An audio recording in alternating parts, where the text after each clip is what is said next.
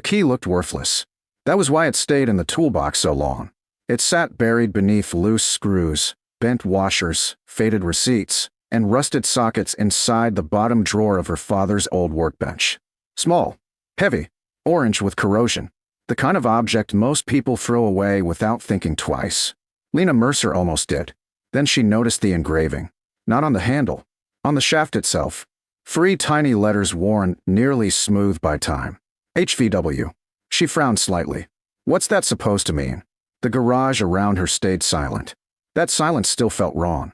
Her father had been gone for 4 months, but every time she stepped into the workshop behind the house, part of her still expected to hear tools moving or a radio playing low in the background.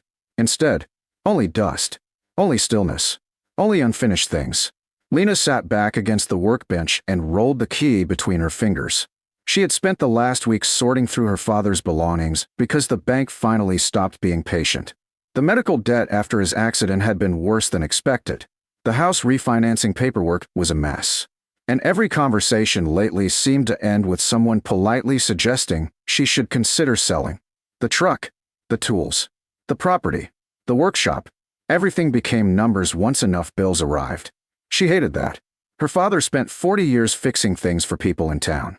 Engines, generators, farm equipment, whatever broke. Now strangers walk through his life attaching values to it piece by piece. Lena closed the toolbox drawer harder than necessary. That's when she noticed the paper taped beneath it. Yellowed, folded twice, hidden carefully. Her pulse ticked slightly upward. She peeled it free. It was a receipt. Old, very old. The paper nearly cracked when unfolded. At the top, barely readable. Hollow Valley Workshop. Then below it, a location, Mountain Road 8, and a handwritten note in her father's writing. If things ever get bad enough, use the key. Lena stared at the sentence for a long moment, then read it again slower. If things ever get bad enough. A laugh escaped her quietly. Well, congratulations, she muttered. We made it. But underneath the humor, something shifted. Her father wasn't sentimental. He didn't leave mysterious notes for drama. If he hid something, there was a reason. She grabbed her phone immediately and searched the address. Nothing came up. No business listing. No map marker. No road image. Only an old county reference showing an inactive mining route deep in the mountains north of town. That alone should have stopped her. Instead, it convinced her to go. 2 hours later, Lena's truck climbed a narrow mountain road carved directly into stone cliffs overlooking a blue valley far below. The farther she drove, the older the road looked. Guardrails disappeared. Asphalt turned to gravel. Then gravel turned to uneven dirt and exposed rock. This is insane, she muttered while gripping the wheel tighter. But she kept going. The note stayed folded in her jacket pocket. The key sat on the passenger seat beside her. Heavy. Waiting. Then she saw it. Half hidden against the mountain itself. A structure built directly into the rock wall. Small. Wooden. Weathered nearly gray from exposure. A faded sign hung above double doors. Hollow Valley Workshop. Lena slowed the truck to a stop. For several seconds, she simply stared. This is real. The building looked abandoned.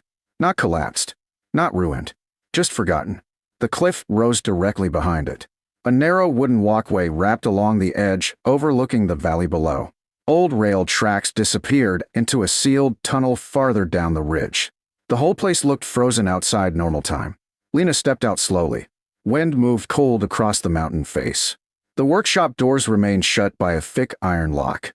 Her eyes dropped immediately to the key in her hand.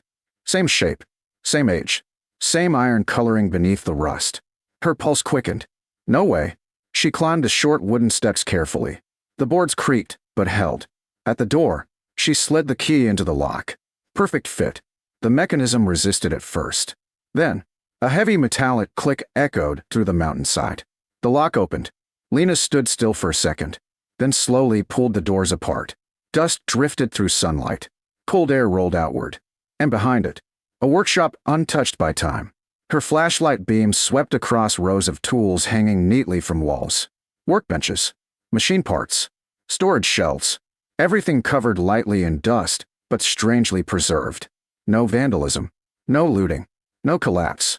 Like someone locked the doors one evening and never came back. Lena stepped inside carefully. The floorboards groaned beneath her boots. The room smelled like oil, cedar wood, metal, and mountain air. Not decay, preservation. At the center sat a massive mechanical assembly unlike anything she had seen before. Part engine, part industrial machine. Copper piping twisted through steel housings connected to large pressure cylinders. Blueprints still rested beside it beneath glass paperweights. What is this place? She moved slowly around the workshop. Every wall held precision tools, machining equipment, calibration instruments, detailed engineering diagrams. This wasn't some tiny repair shed. It was a fabrication shop. Advanced, professional, and expensive. Her father never mentioned any of it. Not once. Then she noticed the photographs. Pinned along one wall. Black and white images of workers standing outside the same workshop decades earlier. Men in heavy coats. Machinery. Mining carts. Equipment. And there, a younger version of her father, maybe 18 years old, standing beside an older man Lena recognized from childhood photos. Her grandfather. Her throat tightened slightly. This belonged to the family. Not metaphorically. Literally. She stepped closer. The photo captions mentioned contracts with mining companies throughout the valley region. Equipment fabrication.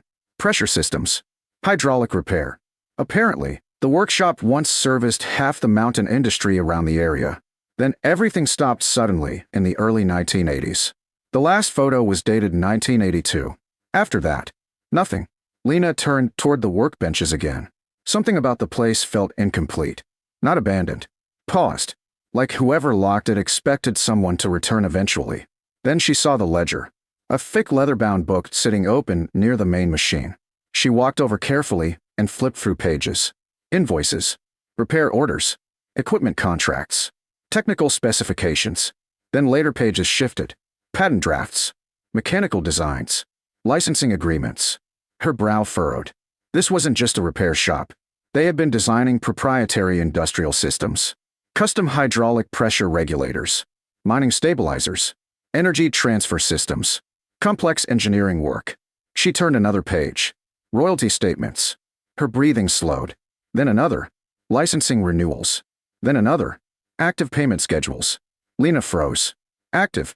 Not historical. Current. She flipped faster now. The workshop stopped operating physically decades ago. But the patents. The patents were still generating income. Not massive amounts individually, but consistent, year after year. And all of it appeared tied to a holding structure connected directly to the workshop ownership. This can't be. Then she saw the final document sitting alone beneath the ledger. An envelope. Her name written across the front in her father's handwriting. Lena. Nothing else. No explanation. Just her name. Suddenly the entire mountain workshop felt very quiet. She picked up the envelope slowly and realized her father hadn't hidden this place because he forgot about it. He hid it because he was waiting until she needed it. Lena stared at the envelope for several seconds before opening it. The paper felt thick and old beneath her fingers. Her father's handwriting covered the front in the same steady block letters he used for everything: tool labels, repair invoices, grocery lists. Practical handwriting. No wasted motion. Inside was a folded letter and a brass key attached to a faded metal tag labeled Lower Office. Lena unfolded the letter carefully.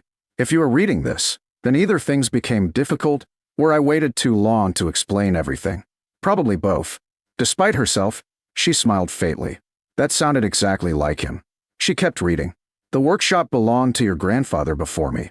By the time I inherited it, the mines were already dying and the valley was changing. Most people thought the business failed. It didn't fail. It adapted. Lena sat slowly on the stool beside the workbench. The letter continued. The physical shop stopped making money in the early 80s. The patents didn't. Your grandfather was smarter than people realized.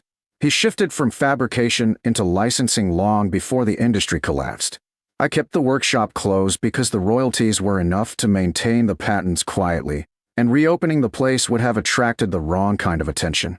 Lena looked around the room again. Not abandoned. Protected. Her father had been preserving it. Waiting. If you found this, then ownership transfers to you. The records are current. The licensing agreements are active. Do not sell quickly just because someone offers cash. The lower office contains the master files. She folded the letter slowly.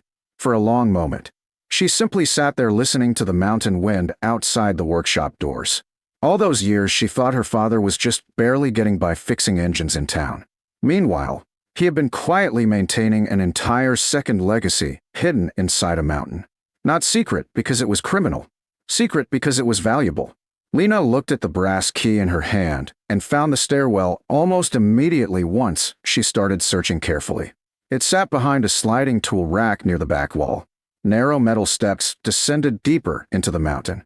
Cool, dry air drifted upward. The lower office was carved directly into stone. Concrete flooring, steel filing cabinets, drafting tables, shelves filled with rolled blueprints sealed in tubes. And unlike the workshop above, this room looked recently maintained. Not yesterday, but recently enough. The filing cabinets held exactly what her father promised. Patent renewals, licensing agreements, royalty accounts, engineering schematics. The workshop systems were still being used in modern industrial hydraulic equipment across multiple companies. Not under the Hollow Valley name anymore. Licensed quietly into larger manufacturing systems. Her grandfather had designed pressure regulation components so reliable they became embedded into industries that outlived the mines themselves. And every time those systems were still used, payments flowed back here. Lena sat at the drafting table stunned. Not because she had suddenly become unimaginably wealthy. Because the entire thing was so disciplined. No gambling. No miracle invention. No fantasy. Just intelligent engineering protected over decades. Then she found the ledger labeled Family Holdings. Inside were account summaries. The royalties alone were enough to stabilize her life completely if managed correctly. Not luxury out money. Not billionaire money. Better. Enough money to eliminate fear. Enough to keep the house. Enough to stop every conversation from revolving around survival. Tears burned suddenly behind her eyes. Not because of the money. Because her father knew. He knew how bad things could become after he was gone. And instead of leaving speeches or sentimental advice, he left infrastructure. Lena laughed quietly while wiping at her face. That's such a mechanic thing to do. The next months changed everything slowly instead of dramatically. That mattered. She contacted the attorney listed in the files. Every document checked out. Ownership transferred cleanly. The patents remained active. Several licensing contracts were actually undervalued because her father never renegotiated aggressively. Lena did. Carefully. Professionally. She retained ownership while updating terms. The increases alone nearly doubled the annual income. Then came the offers. Once companies realized ownership had changed hands, acquisition attempts followed quickly. Most wanted permanent control over the patent catalog. Some offers were enormous. Enough to walk away comfortably forever. She declined all of them. Not impulsively. Intentionally. Because after reading decades of records, she finally understood what her grandfather and father had built. The workshop wasn't valuable because of one payout. It was valuable because it kept producing value. Selling it would end that. So instead, Lena reopened part of the workshop. Not the entire industrial operation. The world had changed too much for that. But she restored the front fabrication space into a precision repair and engineering shop specializing in hydraulic systems and custom industrial components. Word spread quickly through the valley. Old mining companies were gone, but construction crews, infrastructure contractors, and mountain transport companies still needed reliable specialty repair work. And suddenly Hollow Valley Workshop existed again. Not as a relic, as a functioning business. Lena hired carefully. A retired machinist from town. A young welder who had been commuting 2 hours for work. An engineering student from the state university fascinated by the old patent systems. The workshop slowly came alive. Machines ran again. Lights glowed through the mountain windows at night.